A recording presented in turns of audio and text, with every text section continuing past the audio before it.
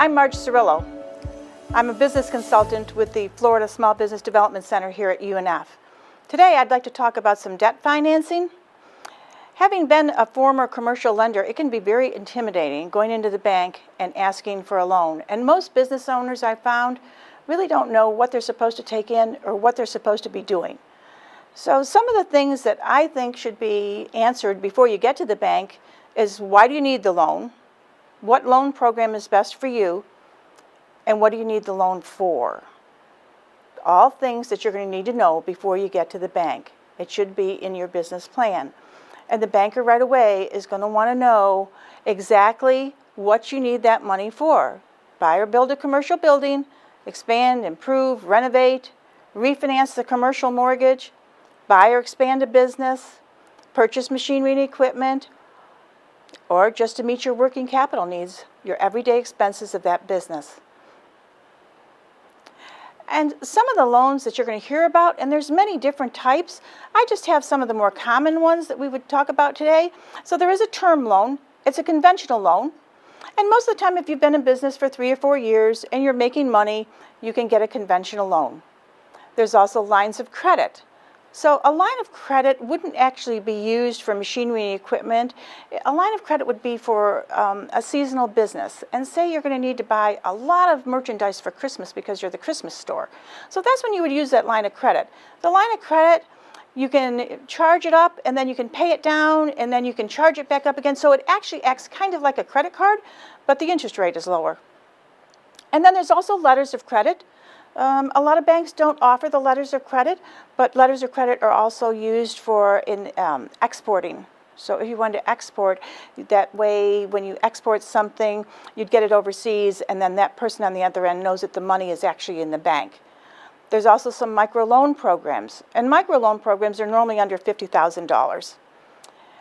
And then we have the common SBA loans. Common SBA loans are pretty good for startups, and they're pretty good for those other businesses that haven't been in business for 3 or 4 years and they're not netting a lot of profit at the end of the year. And 2 of the biggest SBA programs is the 7A loan, and that's actually the SBA flagship loan, and that covers almost anything that you would ever want to borrow. And then we have the 504 loan program, and that loan program is only for assets that you're going to purchase. So it would be a hard asset such as a building or equipment. It's not actually used for working capital. And what I've done is, I thought I'd look at some of the SBA loans versus the commercial loans. So SBA loans normally have longer term maturities, and that 7A loan is up to 25 years. So that's pretty unbelievable because the banks just don't offer 25-year term loans for businesses. And then the 504 loan is actually for 20 years. The banker and yourself, once you talk to them, they can help you decide which loan is going to be best for you. Because of the interest rates that the SBA loans have, they can actually reduce your monthly payment. And there's flexible underwriting criteria. So if you've had a little credit blip or a little hiccup, and we've all had them, they'll overlook some of them sometimes if there's an explanation and it was beyond your means. There's also lower down payments. You can get as low as 10% with these SBA loans, which means that you'll have that extra cash for your working capital. It's still in the business. And they have fixed interest rates on the 504 loans. There's no prepayment penalty for the 7A loans with maturities less than 15 years. And one of the great things about SBA loans are that they're assumable if the buyer qualifies. Those SBA loans, they're actually guaranteed by the federal government. So unlike the olden days when you used to hear about that old wives' tale where you had to be denied by 3 banks in order to get an SBA loan, that is not true. You just go to your local bank and they should be able to help you. What you want to do is spend some time on this. You don't want to immediately rush into the bank and decide, I need a loan today, and I'm going to go ask them how much they'll lend me because I've been banking there for 5 years. That doesn't always work. In fact, I don't know when it does work. And you'll want to do the research. How much money do you need? What do you need it for? And why? So you're not going to go into the bank and you're not going to just give them a guesstimate as to how much money you're going to need.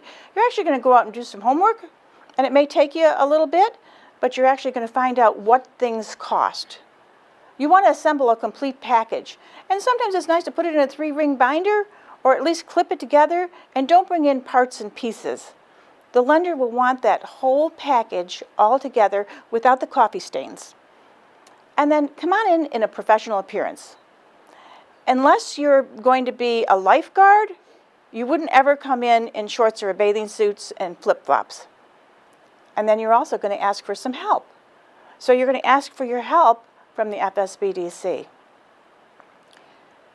Just a few things to remember. We're going to understand that loans are loans. They need to be repaid. They're not free money, and they're not grants. You want to develop a relationship with your lender. Not just now because you need the money, because there may be some time in the future that you need the money. And you don't want to run out of money, so be prepared and be patient. The process takes some time. Don't go into the bank today thinking that you're going to get the loan tomorrow, because that's not going to happen. You also want to update your business plan annually or whenever it needs to be updated. You don't want to just leave it in your desk drawer and never update it, and then all of a sudden when you need the loan, you've got to update your business plan then. And business plans do change. Please don't take all of the equity out of your business.